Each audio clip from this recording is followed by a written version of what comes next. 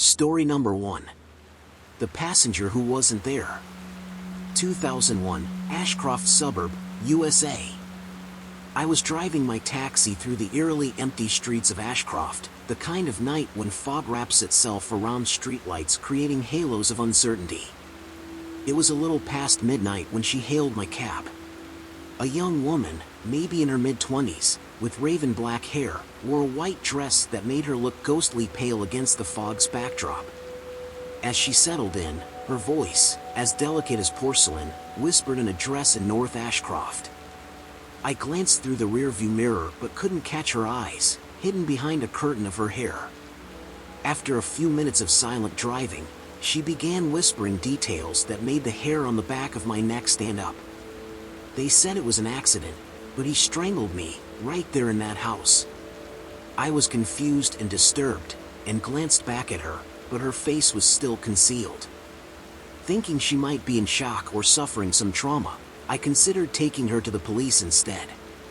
But before I could act, we arrived at the destination, a dilapidated Victorian house with shattered windows, which even the bravest kids in Ashcroft dared not approach. As the car halted, I turned to reassure her and suggest we get help. But the back seat was empty. No trace of the woman. I sat there, cold sweat dripping down my forehead. The chilling whisper still resonated in the car, right there in that house. Disturbed, I approached the local police the next morning. Officer Daniels, a young man who just joined the force, listened with disbelief and reluctant curiosity. He and his friend, Lily, a journalist with a penchant for the paranormal, decided to dig deeper. They discovered that the house was once owned by the Harringtons, a young couple who mysteriously disappeared in the 90s, leaving behind stories of devil worship, exorcism deaths, and unexplained phenomena. Lily, Daniels, and their friend Mark, an amateur historian, stumbled upon old news clippings reporting the tragic death of Clara Harrington. Officially deemed an accident, rumors persisted of her being strangled by her devil-worshipping husband, Peter. One evening, the trio, armed with torches and EVP recorders, ventured into the Harrington house. The dilapidated interior whispered tales of horror. In the living room, they played back their EVP recordings, which reverberated with a female voice, chillingly similar to Clara's, "He's here." Suddenly, the atmosphere grew cold. Flickering shadows danced on the walls, forming menacing shapes. Then, the horrifying silhouette of a man with outstretched arms, presumably Peter, lunged at them, eyes blazing with fury. Panicking, Lily tripped over an old diary that detailed Peter's descent into darkness, his obsession with demonic rituals, and Clara's desperate attempts to save him. An entry revealed Peter's belief that sacrificing Clara would grant him immense power. Their horrifying end was a result of his twisted beliefs. Upon reading this, a gust of wind blew through the house, extinguishing their torches. When the lights came back, Mark was found dead, an expression of sheer terror etched on his face. The house was sealed off once again. But to this day, taxi drivers in Ashcroft speak in hushed tones about the night I picked up the ghostly passenger, and the horrifying events that unfurled after, forever branding North Ashcroft with an eerie, haunting legacy. Story number 2. The Repeating Route. 2002, Meadowbrook suburb, USA. I'd been a taxi driver in Meadowbrook for a year when I first encountered the man in the black coat. It was raining heavily that night. As I drove through the suburb's winding streets, a hand shot up from the shadows. The man got in, his coat dripping. Every time he entered my cab, he'd murmur a different address. Strangely, no matter where he wanted to go, the route always led to graveyards. Each graveyard had a freshly dug grave, soil still wet, and the man would always leave without paying, walking towards the graves, eventually disappearing into the mist. By the third night, fear had replaced curiosity. It wasn't just the graveyards, it was his cold presence, a weight that filled the cab. And then there were his whispers, "Soon, another joins." Desperate for answers, I confided in my roommate, Alex, an aspiring journalist with a keen interest in the paranormal. Along with his friends, Jessica, a psychology student, and Brian, a tech-savvy local historian, we decided to dig deeper. Research led them to a series of unexplained deaths in Meadowbrook. Victims were found lifeless, with no sign of violence, but expressions of sheer terror. All the deaths occurred in 2002, and their bodies were buried in the very graves the man in the coat had led me to. One night, wanting to capture evidence, Brian set up cameras in my cab. As expected, the man hailed my taxi, and I reluctantly began our journey. Jessica, hiding in the back of the cab, tried to communicate with him. He didn't speak but glanced at her with hollow eyes, murmuring, "Soon, another joins." Reaching our destination, I was horrified to find that tonight's freshly dug grave bore Jessica's name. Panicking, we rushed back home, only to find Alex unconscious, an old book on devil worship beside him. The book spoke of a pact where a spirit would claim souls to gain earthly days. Brian realized the man in the coat was trying to extend his existence by claiming souls, symbolized by the graves he led me to. The final soul, the culmination of the pact, would be someone who tried to communicate with him, Jessica. With no time to waste, Brian unearthed a ritual to break the pact. We hurriedly performed it, using symbols, chants, and a pendant that belonged to Jessica's grandmother. As we chanted, the spirit appeared, howling in rage. The skies above the graveyards darkened, and spectral apparitions rose, engaging in a fierce celestial battle. With one final, echoing scream, the man in the coat was dragged away by the spirits, releasing Jessica from his grip. The events of those terrifying nights left a mark on Meadowbrook. While Alex recovered and moved away, haunted by what he had inadvertently unleashed, Brian, Jessica, and I stayed, forming an unlikely team, investigating and combating otherworldly threats, ensuring no other taxi driver would ever experience the horrors of the repeating route. Story number 3. Child's Play. 2003, Redwood Suburb, USA. The sun had set when I found myself driving through the less frequented part of Redwood. The streets were quiet until the soft thud of tiny shoes approached. A child, no older than 10, climbed into the back of my taxi, his face hidden beneath the hood of his oversized sweater. "Home, please," he whispered, offering vague directions.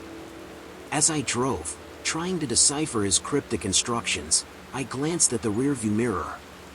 Instead of a child, an old man's face stared back, eyes hollow, whispering names: Madison, Jeremy, Clara, names I recognized as children who had gone missing in Redwood over the years. Chills raced down my spine. I stopped the car, turning to face the back seat, but the boy sat there innocently. Was I losing my mind? Later that night, I shared the eerie experience with my sister, Emily, a librarian, and her friends, Jake, an anthropology major, and Mia, a local journalist. Intrigued, they decided to investigate. Emily dug into archived newspapers, discovering a pattern: every decade, a series of child disappearances plagued Redwood, with no leads or suspects. Jake connected these events to an old urban legend, a tale of an immortal being, shifting between the old and the young, luring kids away to steal their youth and life. Driven by the possibility of breaking the story of the century, Mia interviewed families of the missing children. Each family recalled their child mentioning an imaginary friend, an old man, in the days leading to their disappearance. Piecing together the child's vague directions and the locations of the previous disappearances, Mia pinpointed an old abandoned house, rumored to be a place of devil worship and dark rituals. Armed with courage, the four of us approached the decaying structure one fateful night. Inside, the air was thick with dread. In a dimly lit room, a circle of old photographs lay, images of children, their eyes blank. At the center of the circle stood a decrepit doll, resembling the old man. As Emily read an incantation to bind the spirit, the room grew colder. The doll's eyes flickered with life as the whispered names grew louder, echoing around us. Madison, Jeremy, Clara. Summoning all our strength, Jake and Mia joined Emily in the chant. The house trembled, windows shattering, and shadows swirled, forming the figure of the old man, his gaze fixed on us with malevolent intent. As the final words left Emily's lips, a blinding light engulfed the room, and the spirit was trapped within the doll. We buried it deep in the woods, encircled by salt and protective runes. Redwood hasn't seen a child go missing since that night. But every taxi driver knows the tale of the child with the face of an old man, a warning of the unspeakable horrors that once haunted our town's shadows. And I'll never forget the night he sat in my back seat. Story number 4. Eerie Echoes. 2004, Larkspur suburb, USA. On a cool autumn evening, I cruised through Larkspur, the streets illuminated only by the intermittent street lamps. A man, barely visible in the shadows, flagged down my taxi. He climbed in, his face obscured by a wide-brimmed hat. Oddly, he said nothing, merely handed me a slip of paper with an address. The drive was silent, save for the soft humming of the engine. When I reached the destination, I turned to find the back seat empty. Confused, I spotted a small voice recorder on the seat. Curiosity piqued, I pressed play. My voice filled the car, speaking to someone else, discussing events, a fire at Larkspur Library, the mysterious death of Mayor Robson, and the discovery of an old shrine in the woods, all events that hadn't occurred. Horrified, I shared this revelation with my friends, Natalie, an art curator, Liam, a sound engineer, and Zoe, a medical researcher. They were as intrigued and perturbed as I was. Natalie recalled an art exhibit about time and prophecy she had curated. Some believed certain objects could capture fragments of the future. Liam analyzed the voice recorder, determining it had the ability to tap into sound frequencies beyond our understanding. Zoe hypothesized it might be connected to a temporal anomaly. A week later, news broke about the fire at Larkspur Library. As predicted, Mayor Robson died under mysterious circumstances soon after. Realizing the gravity of the situation, we decided to locate the shrine mentioned in the recording. Our search led us to a clearing in the woods where an ancient stone altar stood. Symbols, resembling those of devil worship and time manipulation, were etched onto its surface. The place felt wrong, as though time itself was warped. Liam's equipment picked up a distorted voice, murmuring chants, while Zoe's instruments detected spikes in temporal energy. Suddenly, shadowy figures appeared, their forms flickering, existing simultaneously in the past, present, and future. Understanding the urgency, Natalie began to counteract the ritual using a chant from a rare art relic. As she chanted, I played the voice recording in reverse, hoping to disrupt the temporal flow. The atmosphere grew thick with tension. The shadowy figures converged on us, their intentions malicious. Just as they were about to reach us, there was a deafening silence. Time seemed to still. The figures vanished. The woods returned to normal, the eerie shrine crumbling to dust. However, the scars of that night remain. Larkspur now has an unsettling quietness. We all moved on, but I can't shake the feeling of being watched. Taxi drivers in the area share whispered tales of passengers who predict the future, leaving behind only eerie echoes. Story number 5. The Cursed Locket. 2005, Pinehaven suburb, USA. It was an overcast evening when she stepped into my taxi, her features pale and drawn, the weight of sorrow evident in her eyes. She clutched a silver locket tightly, opening and closing it nervously throughout the journey. Before leaving, she whispered, "Keep it. It's cursed. I can't bear its weight anymore." Perplexed, I examined the locket. Inside was a photograph of a young couple, their faces scratched out. That night, chilling nightmares plagued me, shadowy figures, demonic chants, and a persistent whisper, urging me to wear the locket. I awoke to a house filled with unexplained phenomena. Mirrors cracked upon my reflection, cold drafts moved without source, and the locket always returned to me, even when discarded miles away. Desperate for answers, I sought out my college friend, Rachel, an archaeologist, her partner, Alex, a historian, and their friend, Lila, a medium. They were equally fascinated and horrified by the locket's dark history. Alex uncovered that the locket belonged to a young couple who dabbled in devil worship. Their love was bound to the trinket, but when their families discovered their sinister practices, they were executed, their spirits trapped within the locket, cursing it for eternity. Lila, using her abilities, communicated with the spirits. Their anger and pain were palpable, seeking release and revenge. Rachel theorized that returning the locket to its place of origin might break the curse. The four of us journeyed to the heart of Pinehaven's old cemetery. At midnight, under the glow of a waning crescent, we found the dilapidated graves of the cursed lovers. Lila began an exorcism ritual, calling upon the spirits to release their hold on the locket. The atmosphere grew dense, the wind howling with fury. Shadowy apparitions manifested, their forms contorted with rage, attempting to thwart the exorcism. As Lila's voice reached a crescendo, Rachel and Alex joined in a protective chant. The ground shook violently, the spirits' screams echoing through the night. With a final plea, Lila urged the spirits to find peace. A blinding light emanated from the locket, dispersing the malevolent entities. The locket fell open, the once scratched-out faces now clear, smiling serenely. The curse was broken.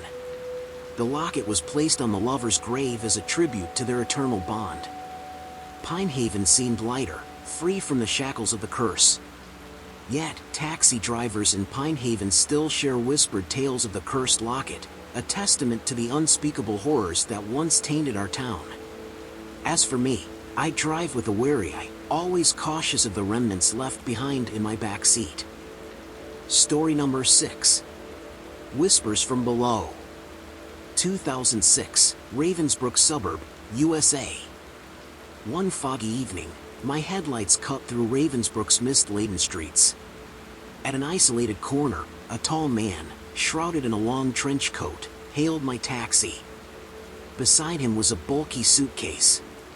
As he climbed in, he positioned the suitcase carefully next to him. Not long into the journey, I began hearing faint whispers, muted screams, and soft pleadings emanating from the suitcase. Every nerve in me screamed to pull over, but the man's cold gaze held me in place. "Mind your business and drive," he warned, sensing my unease. Upon reaching his destination, an abandoned warehouse, he paid in old, blood-stained notes and disappeared into the building's shadowy depths. Haunted by what I'd witnessed, I shared the ordeal with my friends, Connor, a young detective, Jade, an investigative journalist, and Ethan, a parapsychologist. Intrigued and concerned, Connor delved into Ravensbrück's recent missing persons records. Multiple reports of disappearances within the last month emerged. Jade recalled a local legend, devil worshippers who trapped souls within objects to offer to the underworld. Ethan believed the suitcase might be such an object. The screams, the whispers, they were trapped souls, yearning for release. Determined to solve the mystery, we decided to stake out the warehouse. Inside, we found remnants of rituals, pentagrams, black candles, and other unholy paraphernalia. The suitcase lay at the center of a large circle, vibrating softly with the sounds of the trapped. As we formulated a plan to break the curse and free the souls, the man from the taxi appeared, surrounded by cloaked figures. They were the cult, seeking to add our souls to their collection. A fierce struggle ensued. Jade chanted protective spells she'd researched while Ethan and I tried to disrupt the ritual circle. Connor bravely fended off the cult members, utilizing his police training. Suddenly, the main cultist began an incantation, aiming to seal our souls within the suitcase. As the air grew cold and our strength waned, Ethan, recalling an exorcism rite, began to counteract the chant. The power of the competing rituals shook the very foundation of the warehouse. With a deafening roar, a burst of energy erupted, dispelling the cultists into nothingness and shattering the suitcase. Ethereal figures emerged, whispering their thanks as they ascended, finally free. The aftermath was surreal. The disappearances ceased, and Ravensbrook slowly returned to its peaceful self. Yet, the memories linger. As a taxi driver, the backseat whispers remain a haunting reminder of the night when I, alongside my brave friends, confronted the very essence of evil. Story number 7. Fair to Nowhere. 2007, Cedar Hollow suburb, USA. The soft, constant rhythm of rain on my taxi's roof created a cozy shelter against Cedar Hollow's dark, stormy night. Two silhouettes, a man and a woman, flagged me down. They slipped into the back, drenched from head to toe. To the Landon house, the woman instructed, her voice a quiet, melodic whisper. A chill raced down my spine. The Landon house? That old, abandoned place on the edge of town? No one ever went there. As the journey commenced, the couple began weaving a tale of the house's sinister past.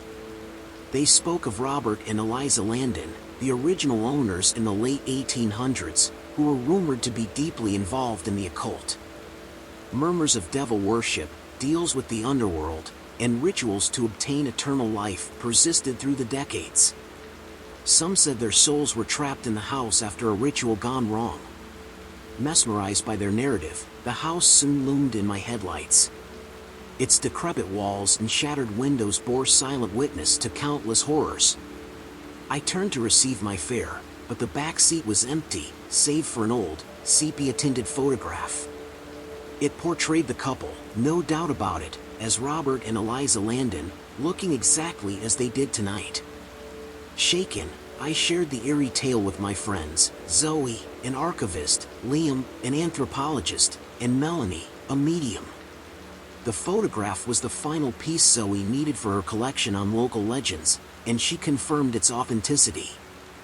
Liam, intrigued, began digging deeper into the Landons' rituals. But it was Melanie who took the greatest risk. Under the full moon, she attempted to communicate with the Landons. The seance was intense, the air grew cold, candles flickered erratically, and a ghostly wind howled through the room. Robert and Eliza's spirits emerged, revealing the dark secret they'd been trying to communicate all these years. They weren't the villains, but the victims. They'd been deceived by a treacherous friend into performing the fatal ritual. With the truth unveiled, our group set about breaking the Landon's curse. After weeks of research, ritual attempts, and several terrifying confrontations with dark entities, we managed to release their trapped souls. The aftermath left Cedar Hollow forever changed. The Landon house, once a symbol of fear, became a testament to the town's resilience and unity against the darkness. As for me, each time I drive my taxi on a rainy night, I can't help but glance at the back seat, half expecting to see Robert and Eliza, ready to share another tale. Story number 8. The Watchful Shadows. 2008, Graywood Heights, USA. Each time I drove through the dimly lit streets of Graywood Heights, I felt the pull of its many unsolved mysteries. But of all the enigmas, none chilled me as much as the watchful shadows that began to haunt my nightly shifts. It started innocently enough. Figures, hazy and indistinct, would signal for a ride. Yet, when I'd brake, they'd vanish, leaving only the cold gust of wind and an unsettling silence. I dismissed them as tricks of the tired mind, until they became more frequent and more vivid. Talking to Claire, a journalist and close friend, over drinks one night, I hesitantly shared my experiences. I expected skepticism, but her face turned pale. "Jake, you need to see something," she murmured, retrieving a file from her bag. The file contained details of a series of unsolved disappearances from the 70s. The victims, mostly in their 20s, vanished after boarding taxis late at night. Most unsettling was a series of sketches drawn by a police artist based on the last known sightings of these individuals. the shadowy figures I'd been seeing bore an uncanny resemblance to them. Claire shared a disturbing theory. The prime suspect in these disappearances was a taxi driver named Lawrence Trent. He'd vanished before he could be apprehended. Rumors whispered that he was involved in devil worship and had offered his victims as sacrifices to gain supernatural powers. Tessa, an anthropology student who'd overheard our conversation, added another layer to the horror. She'd been researching local lore and spoke of shadow sentinels, spirits bound to the location of their demise, forever seeking justice. Could these apparitions be the very souls Trent had sacrificed? With the pieces connecting, Claire, Tessa, and I formed an uneasy alliance. Guided by the clues and driven by a mixture of fear and determination, we embarked on a quest to bring Trent's reign of terror to an end. Our investigation took us to the heart of Greywood's dark underworld. Ritual sites, underground cults, and dark magics were just the tip of the iceberg. Alongside Lucas, a young detective, we unearthed evidence of Trent's devilish pacts. We also discovered his impending return, intent on finishing what he'd started. The climax came one fateful night. Armed with knowledge, faith, and a determination to rid Greywood of its curse, our team confronted Trent in an abandoned subway station, the epicenter of his dark activities. What followed was a harrowing battle of wills, merging the natural with the supernatural. Trent, wielding dark powers, summoned demonic entities. But with Tessa's expertise, Claire's research, Lucas's determination, and the guiding spirits of the Shadow Sentinels, we vanquished him, sending him to face the eternal justice he'd long evaded. The victory came at a price. Tessa suffered wounds that would take time to heal, both physical and spiritual. Lucas, previously a skeptic, now bore the weight of undeniable truths. Claire and I, we bore the scars of a town's dark history and the relief of freeing trapped souls. Now, when I drive through Greywood Heights, the shadows that hail me aren't harbingers of doom but guardians. Guardians who watch over the town and, especially, its taxi drivers, ensuring the horrors of the past remain buried. Story number 9. Eternal Ride. 2009, Bellbrook, USA. I've encountered countless passengers as a taxi driver, but none have left an impression as deep and unnerving as Mr. Thorne. It was a particularly quiet evening in Bellbrook when he hailed my cab. Clad in a dated three-piece suit, he looked out of place, like a relic from a bygone era. As soon as he settled into the back seat, he declared, "I've ridden taxis for centuries."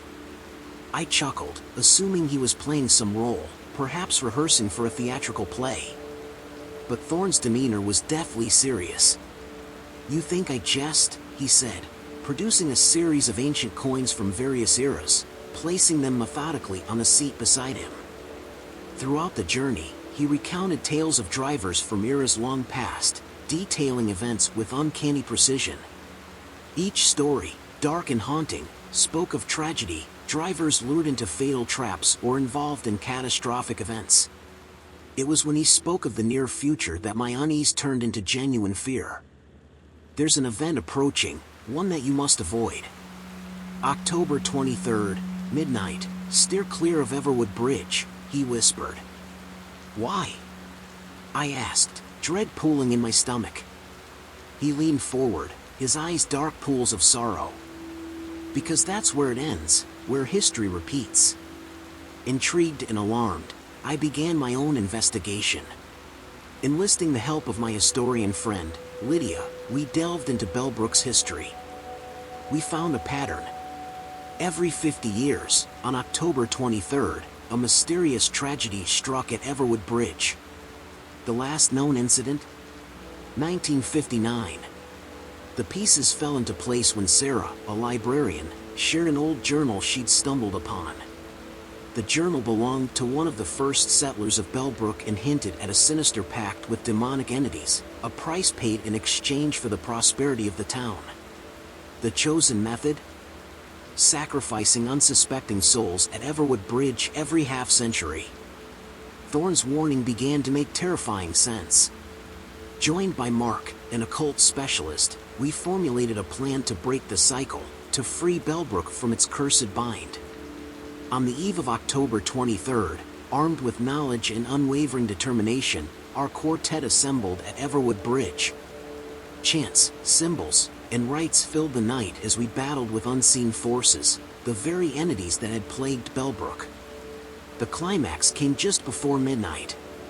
The shadows around the bridge grew darker, denser, as if preparing to consume us. But in unison, our combined efforts disrupted the ritual. A blinding light, screams of anguish, and then, silence. The curse, it seemed, was broken. I never saw Thorne again, but I like to believe that our actions that night freed him from his eternal ride. But the scars remain. Every time I approach Everwood Bridge, I remember that fateful night and the ancient passenger who steered me away from doom. Story number 10. The Lost Hour. 2010, Ashland Heights, USA. Being a taxi driver in Ashland Heights, I thought I'd seen it all. Weird passengers, strange events at odd hours. However, nothing had ever prepared me for the night of October 13th. It was an ordinary evening. A young woman named Amelia hailed my taxi. "Just a short drive, please. To Greystone Street." A routine 10-minute journey. As I drove, everything seemed normal. The streets were familiar, and our conversation was casual. But when we arrived at Greystone Street, Amelia looked at her watch and exclaimed, "Why did it take an hour?" Confused, I checked the time. She was right. What should have been a short drive had inexplicably taken an hour. Amelia, frustrated, paid and left hurriedly. Troubled, I went home and checked my dashcam footage. What I saw left me paralyzed in fear. The footage showed my car driving through twisted landscapes, distorted forests with crimson skies, an eerily glowing cityscape with tall, wavering skyscrapers, and roads that seemed to stretch into an endless void. At one point, shadowy figures with elongated limbs reached out to the car, their mouths agape in silent screams. Desperate for answers, I reached out to Derek, a local tech whiz. He was baffled. "This isn't any digital glitch," he whispered. When my childhood friend Rachel, a journalist, heard of my story, she wanted to investigate further. Together with Derek, we started digging into Ashland Heights history. A tip from an old librarian, Mrs. Barton, led us to the discovery of a series of occult events that had happened in the town during the 1800s. Haunted by my experience, I teamed up with Rachel, Derek, and Clara, a spiritual medium. Clara sensed a disturbance in the town's energy, especially around a specific old monument, a relic from the 1800s, where those occult events had supposedly taken place. In an attempt to put an end to these time distortions, the four of us gathered at the monument one evening. Clara started chanting, trying to communicate with the spirits. The air grew thick, a fog enveloped us, and for a moment, everything went dark. When the darkness lifted, we found ourselves surrounded by spirits from the 1800s. They spoke of being trapped, of a failed ritual that bound them in the town in a loop, causing time distortions. With Clara's guidance, we managed to complete the ritual, freeing the spirits and hopefully ending the eerie occurrences. The dashcam footage? It vanished, leaving no evidence of my otherworldly journey. Now, as I drive through Ashland Heights, I can't help but remember that lost hour, a chilling reminder that sometimes, the boundaries of time and reality are not as solid as they seem. Story number 11. Backseat Ritual. 2011, Silverbridge, USA. In Silverbridge, nightfall brought mysteries that even the bravest dared not explore. But on the night of July 5th, I had a terrifying encounter that no late-night fare could have prepared me for. I was flagged down by a group of four, 2 guys and 2 girls, probably in their mid-20s. Their attire was odd, all draped in dark robes, but I didn't think much of it. Once settled, they instructed me to drive around town without a particular destination. As we drove, I noticed they began chanting in a language I couldn't decipher. They lit candles and drew symbols in the foggy windows of my car. Eager to finish the ride and unnerved by their actions, I asked if they had a destination in mind. One of the girls, with a tattoo of an intricate pentagram on her neck, coldly replied, "Just keep driving." After a while, they signaled for me to stop and promptly left the car, leaving behind a faint smell of burnt sage. Thinking the ordeal was over, I continued my shift. But my car had other plans.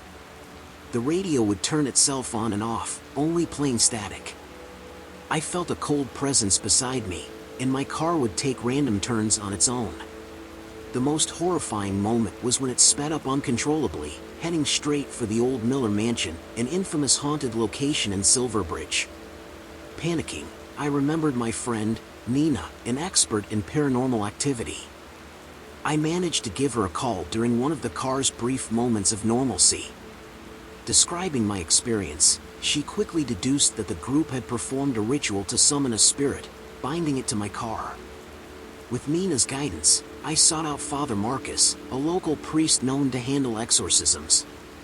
But before we could act, my car, seemingly guided by the spirit, took me to a cliff's edge. I felt paralyzed, only able to watch as the car threatened to send us both plummeting down. It was at this desperate moment that Nina and Father Marcus arrived.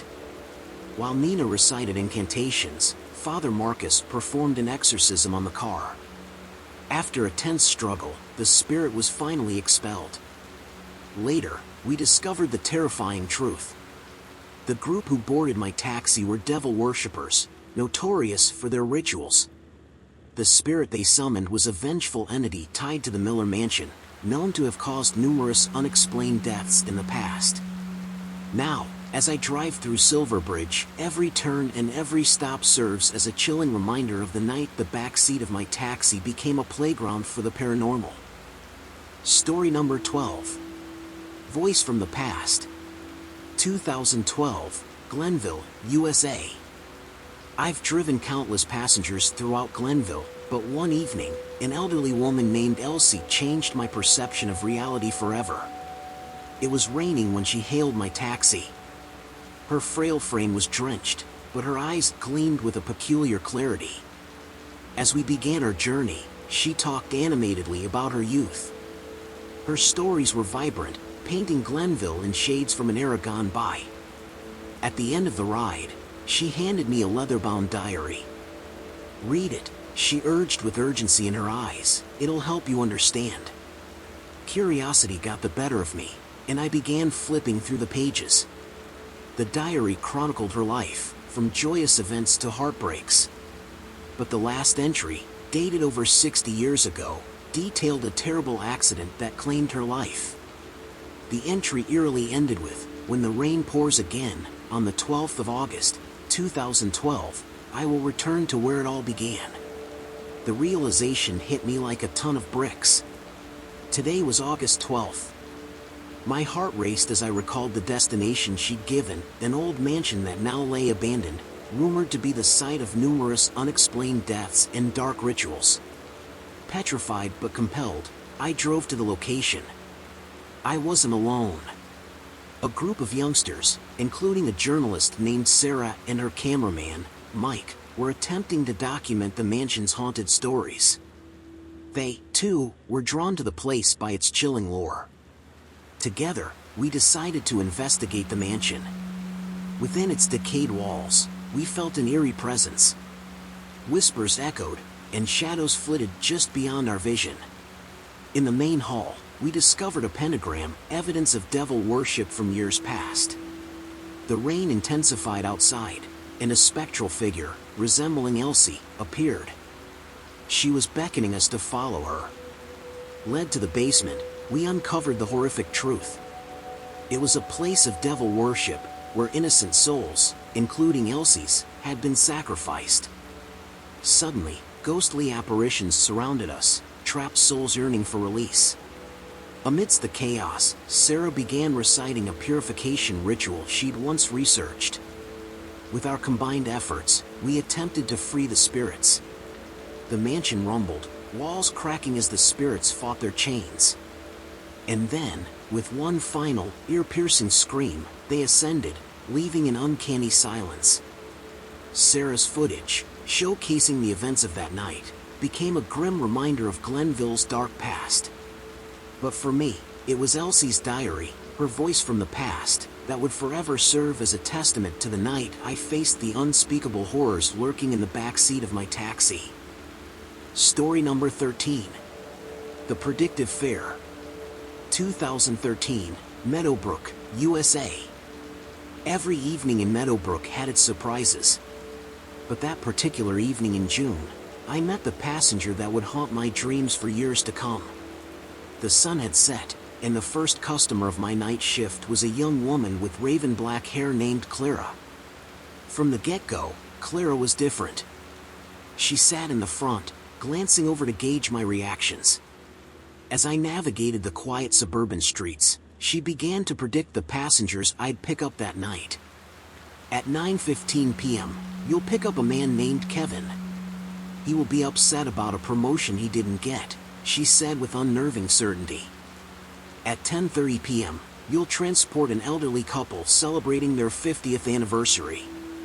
As the night progressed, her predictions, eerily accurate, unfolded.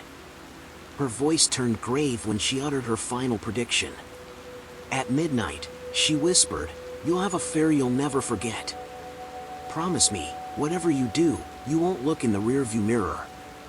Confused and shaken, I watched as she stepped out of the taxi, melting into the night. The clock edged closer to midnight. My thoughts raced, considering canceling my shift. But curiosity got the better of me.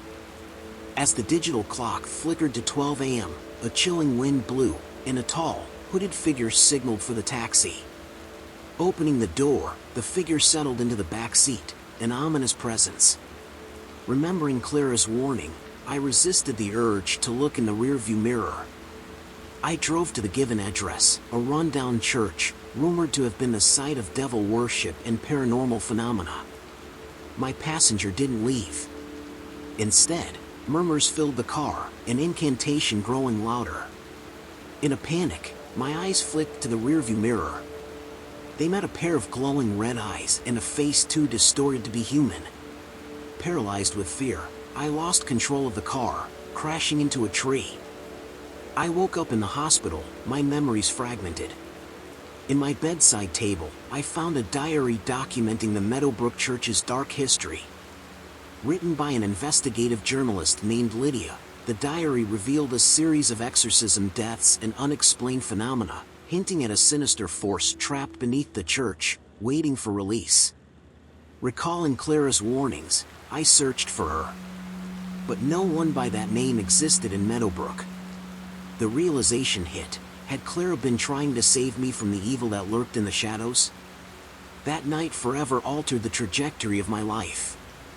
Now, every time I step into my taxi, I avoid the rearview mirror, dreading what might lurk behind, forever haunted by the predictive fear that came too true.